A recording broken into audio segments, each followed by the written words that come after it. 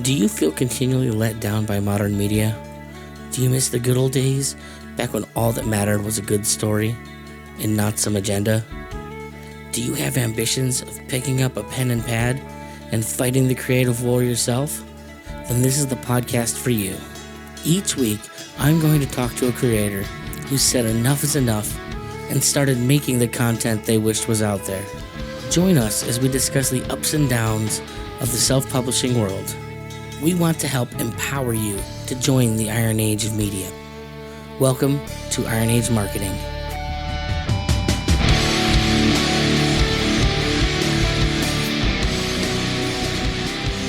Welcome, Brett, to the Iron Age Marketing Podcast. How are we doing today?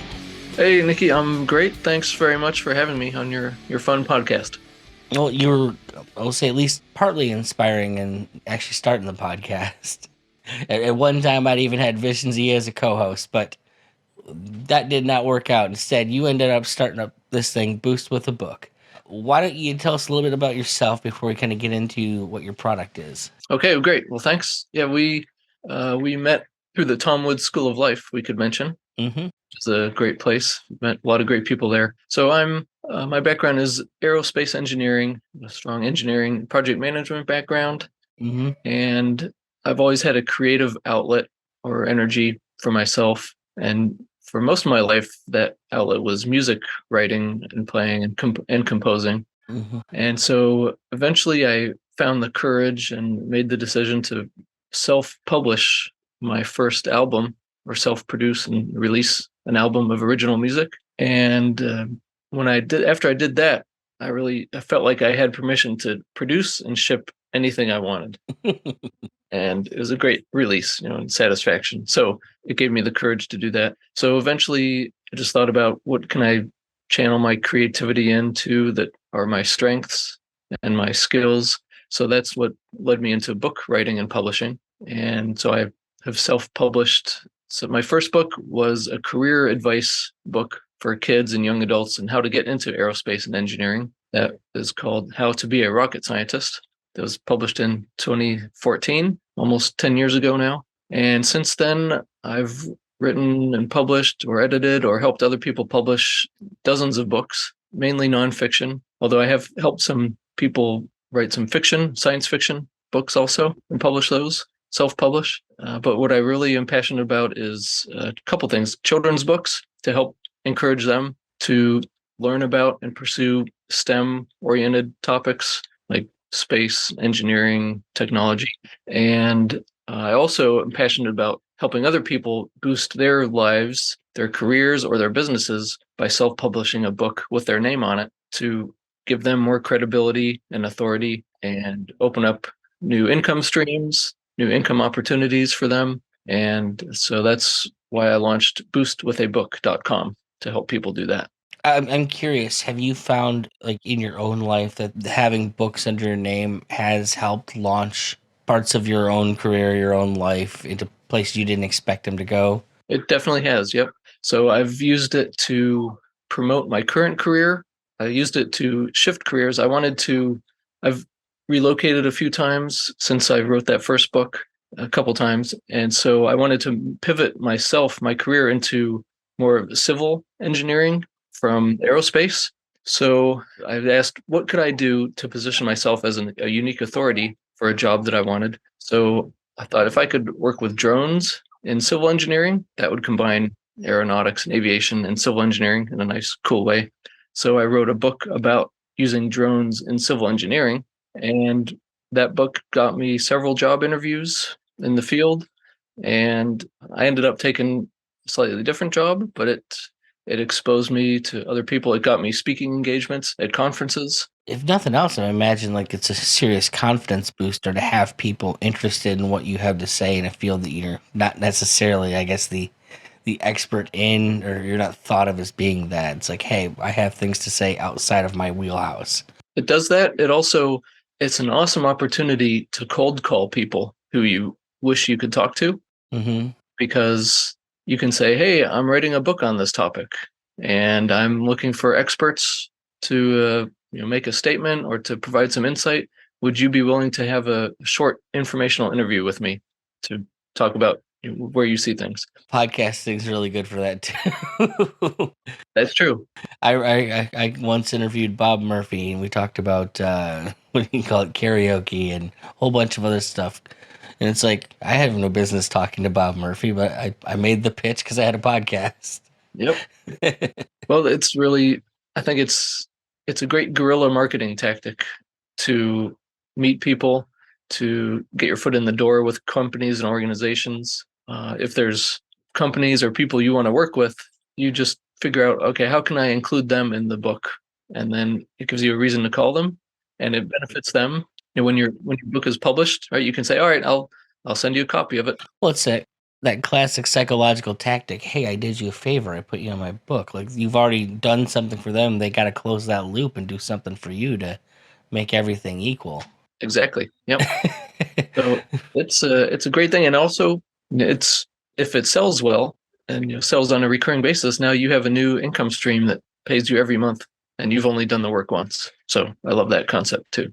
Nice. Now, children's books is something you focused on. How has that experience been? Well, it's been a lot of fun. It's been rewarding because as an engineer, I was thinking, how can I make the most impact and influence with my target audience? If I want them to make an impact in the world, what can I do? And I thought about, if we think about our whole lifetimes, the sooner we start with our life trajectory on a particular path, then the more impact we'll make, just because it's more years we have, right? So that led me down the path to say, well, the sooner and younger I can start, the better. And I know my dreams and passions as a child influenced me through my whole life and what I was going to do with it. So if I could help kids harness those passions and skills at a young age and help change the trajectory of their lives, then that's rewarding for me. And it's fun because I get to make coloring books and activity books like puzzles and games, paperback based activities for kids. And so that's fun to do. And I've also been able to partner with some interesting people to make children's book versions or editions of books that they've already written. Okay. Now, is there a lot of difference in the sales or marketing of like the children's books as opposed to the books, nonfiction books that you've written? Or is it just a completely different animal because you're utilizing it in a completely different way? Obviously, the nonfiction books you're using to kind of put a feather in your cap and use as a way to, make yourself look better perhaps on resumes as opposed to trying to make actual sales like you would with the children's book. But is it a different beast entirely, or does it still kind of work the same? Well, it is different in the one respect that you're really marketing to parents or the buyers of the book who are not the kids. So you have to think about that. And so I'm still learning a lot. I'm more, my strength more is with the production and creation of books than the marketing. So that's why I'm happy to talk with you and learn from you and learn from your podcast with people you talk to. In fact, I've sent some people to you to help with their marketing for books because I think you would help them a lot. So absolutely. And let me tell you, I appreciate it. I have somebody else. Somebody else send you shortly too. Actually, after we talk. So. Okay. Now, what has the process looked like? Do you kind of have one process, or do you have multiple processes? I know I've talked to people that have worked with you in the past, and some of them have tried different routes. You seem to be pretty locked in with the Amazon situation. But are there other ways you've approached publishing the books, or is that kind of just what it is? Well, I was forced by Amazon to find a different path for self-publishing because they permanently terminated my account in 2020, a couple years ago. So we could talk about that. But I have still been self-publishing through Ingram Spark and Draft 2 Digital for ebooks. Okay. So we could, which part of that story do you want to? Well, honestly, if you could give me a kind of a short synopsis of what both of those are, because those are both new to me, and I'm sure my audience would love to hear about the differences or what they really are. Okay. Well, first, let me say, to summarize the Amazon situation, I would advise people, you have to be very careful about any kind of copyright infringement or ownership infringement situations. Mm-hmm. I thought I did everything correct with using images and title descriptions there was actually some blank notebooks, just low content books. Mm-hmm. But they said there was an ownership dispute with a couple of them. And on my very first notice, they said your account has been permanently terminated. And they removed everything in my entire bookstore from Amazon, not just those books. It's because it all got shut down. That's freaking wild. Yeah, it was hard to believe it happened. I tried for months to talk to a real person with a brain. Good luck. I know it wasn't successful, and I tried to appeal. All their responses were just, I could tell, copy paste boilerplate. Refer to our earlier email, which said nothing. What's 7,500 books a day? They really don't care about you. Right. Yeah, they don't. So that taught me a lesson. I had to adapt, figure out what else to do. So that led me to Ingram Spark, which is actually, I think, for self-publishing authors, it's really essential, especially because independent bookstores buy their books through Ingram. Okay.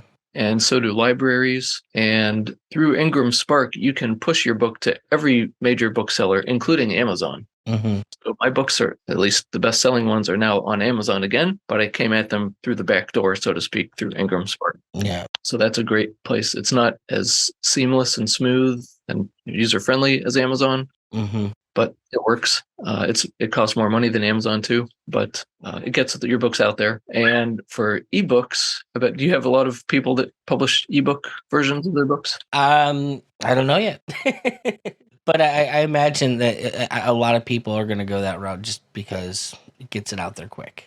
Okay. Well, I think what I've found actually a surprising thing is for a lot of my books, it's been impossible to predict which would sell more, the paperback or the ebook version. And more people are reading things digitally on tablets or whatever digitally. So the resource to self-publish ebooks that I use is Draft 2 Digital. It's Draft, the number 2, and digital. Mm-hmm. And that platform will push your books out to every major ebook platform, including Kindle for Amazon. And so there are abundant opportunities out there for people. My attitude is there's no excuse not to self-publish a book if you want to. It's just, it takes a decision and willingness to learn some tools and to put in the work. And I love it because there's never been a better time to be an author or producer now. Well, I mean, that goes with anything. I mean, 10, 15 years ago, I mean, even as a musician, everything democratized. You no longer had to sit in a studio and pay for studio time. Like, you could just go out and say, okay, well, I'm going to record this. And for what, $120, you could buy an interface, plug in, and start recording. So obviously, you know that as a musician yourself. Like, I'm sure you were inspired much like, me and my generation were. Like, hey, all the gatekeepers telling me, oh, you can't do this, or it's too expensive to do this, they don't exist anymore. Yep. And it's nice watching the book world go through that same thing. It is. And so I'll tell you, one of the people that really influenced me to take action on this is Seth Godin. Have you heard of him? I do know Seth Godin. I actually read an old book of his not terribly long ago, a couple weeks ago. I love him. He has awesome books. Tribes is an awesome book. Okay. But he has some great quotes pulled out of his books. One of them is, to reject the tyranny of the picked, pick yourself. I like that. So he just emphasizes having the courage and initiative to just do things yourself, take action, ship things, and you don't need anyone's permission anymore. So, well, and that is one of the best changes of the past couple of years, is just being able to say, hey, I want to do this. There's nothing stopping me. That does bring me to the question, like, that I know so many people face is, was imposter syndrome an issue for you? You spent your life as a science guy, and all of a sudden you're putting out, children's books and, books that are, I guess, maybe tangentially related to your field. Do you feel like, who the hell am I to talk about this stuff? No, honestly, I haven't, fortunately, I guess, ever had an issue with that, because I do know the topics I speak about with engineering and space. And I also was a child once. So I can I can relate to that. And I also just do my best to create things that people will enjoy, and I do my best to listen to people, to my prospective customers and readers, and find out what they would want. And really, maybe one of my biggest challenges is doing the marketing work up front to listen and research what will have the most appeal. Yeah. I just prefer to create things and ship them. But what I've tried to learn more of over the years is what can I do ahead of time with the market research and analysis to know that when I do produce something, it will be successful. And that's one of the reasons I approached you is because I saw a lot of these people in the Tom Wood School of Life that you're helping actually go out and make the books and put them out there. And I'm seeing a lot of these people like, well, they're not spending a lot of time actually making sure that when that book's ready and comes out, that they have an audience built in that's ready for it. You know, they're not even doing the simple list building things that you do for anything.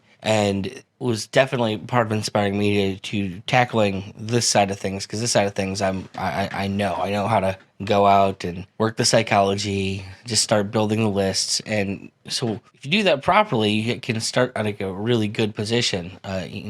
Find that category that you can actually get your best-selling status on Amazon, and have it. Make that feather in your cap an even bigger feather. It's like, hey, Amazon bestseller looks even better than just I wrote a book. Yep. Yeah, that's true. Definitely, I would agree that the time to start your marketing for a book is before you've released it, as soon as possible. And I learned that I have helped some people. A few people have a #1 new release on Amazon, and that means we spend a lot of time before they release the book to build their audience and position the book. I also learned that for one of my children's books, Night Moonbase, I ran a Kickstarter campaign to promote that book and help with the publication costs, because I self-published that also. And a big lesson, I have a few from the Kickstarter program, but one of them is I really benefited from having my audience ahead of time before I launched the Kickstarter campaign, because this definitely would have been true for me, but I've seen and learned from a lot of other people, if you just launch a crowdfunding campaign without your audience ready to go, it's more than likely just going to die flat, just fizzle, just not. Yeah, if you don't have an email list to at least start building momentum, it's very, very hard to do. Okay, I've learned that the hard way over the years with like bands and stuff. It's like, well, I don't have anyone to send this to even start getting the minimal sales, let alone the ones to kind of build over time. So that's definitely checks out with the experiences that I've had in life.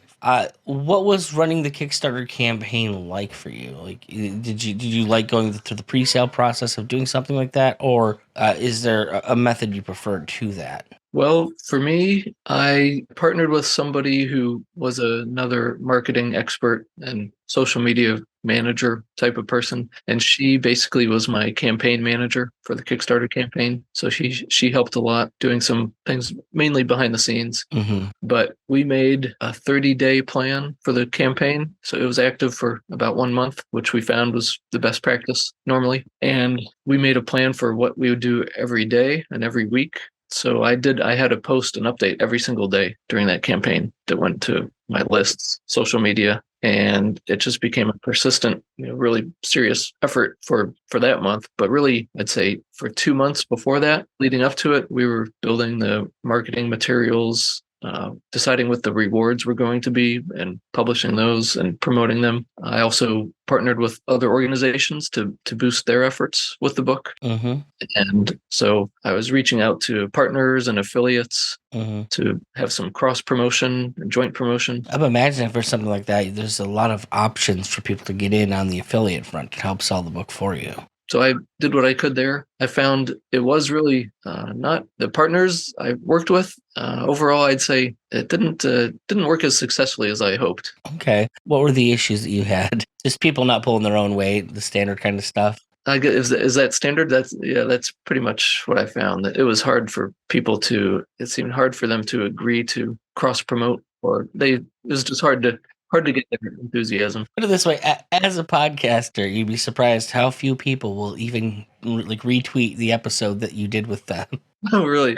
It's like, dude, I had you on and talk for an hour. You got to pitch to my people, and then you can't even retweet the episode. Like, come on, it's a dick move. But it happens more than I'd like to admit, frankly. Okay, well, then I guess I'm not pointing any fingers at you, but I don't know how you do your online. Well, I'll definitely retweet this. So when I see it. Well, for anyone who's listening, we've been talking about like scheduling, actual marketing scheduling, and kind of how grueling they can be. I do have up on the Iron Age marketing website right now a 6-month calendar if you're working on a book or you're looking to actually get it out there. I'm constantly updating it and with different practices that I think are helpful to people, but it's a pretty good overview of the amount of work that actually goes into truly promoting a book and making sure that that audience that you want to have on day one is there for you. It's big button right at the top of the screen. So if you're interested, just go download it. It's free. That's good. Yeah, I'm eager to do some work with you together, Nikki, because it's just in my experience, I know for myself, I'm more of a creator and producer than a marketer. Yeah.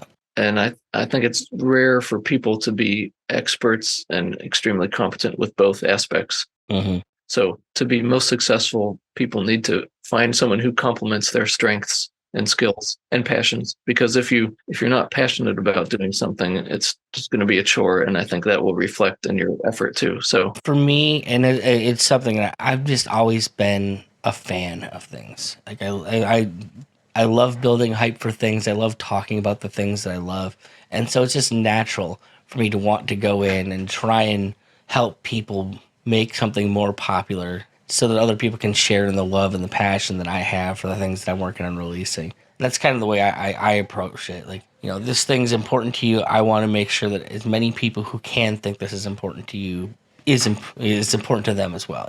That's good. Well, we need that kind of support and fandom. Yeah. So why don't you tell us a little bit about Boost with a Book and what you do, what you offer? All right. Well, I have several resources at boostwithabook.com, and they are some PDFs you can get that really walk a person through every phase of creating a book to showcase their expertise, to position them as an authority on a particular topic, or to open themselves up to new opportunities through their expertise. Because once you have a book published with your name on it, you really have entered the realm of experts. And you don't have to be even a world-class expert. You just have to be better than a few other people, or a little farther along in your journey than other people. Or if it's to just get a new job, for instance, or get a specific win, like a contract. Mm-hmm.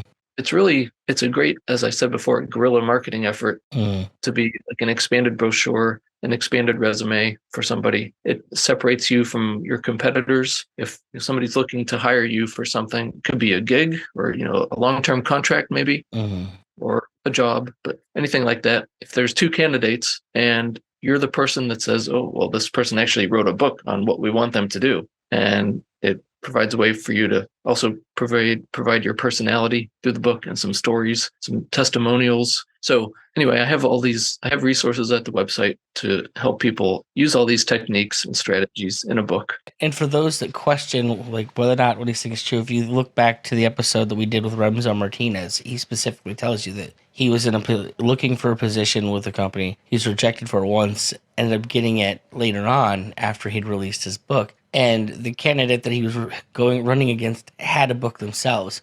The thing that literally made the difference is that he'd had a good marketing campaign behind his and managed to get that bestseller title on his book. And so when it boiled down to it, this one guy or him, he had a best-selling book. The other guy just had a book, and he was the guy that ended up getting the job. So, it can be very, very important. If he had no book, he would have had nothing. The other guy would have won outright. That's right. So it's great to have a book. It's even better if it sells and is successful. So yeah, that's why I love to help people do that.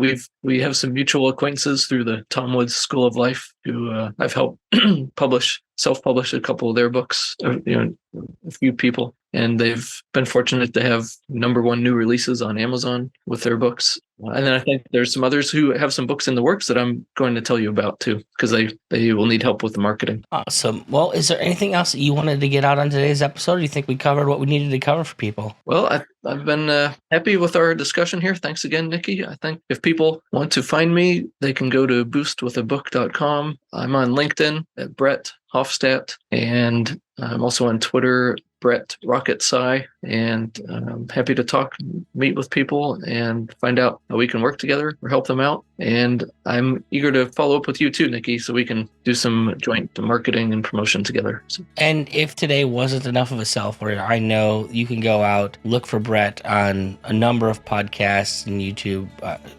shows where he's done more in-depth conversation about what he does and process and stuff. Yeah, you can go look for that and learn more about the man. But thank you so much for coming on, Brett, and you have a good one. All right. Thank you, Nikki. You too. Do you fancy yourself the next Tolkien, Lewis, or Barker? Maybe you just have something subversive to say. Hopefully this podcast is helping you. but maybe your ambitions are just a little bigger than you can handle on your own. Head over to ironeadsmarketing.com and let Nikki P help ensure your book doesn't release to nobody.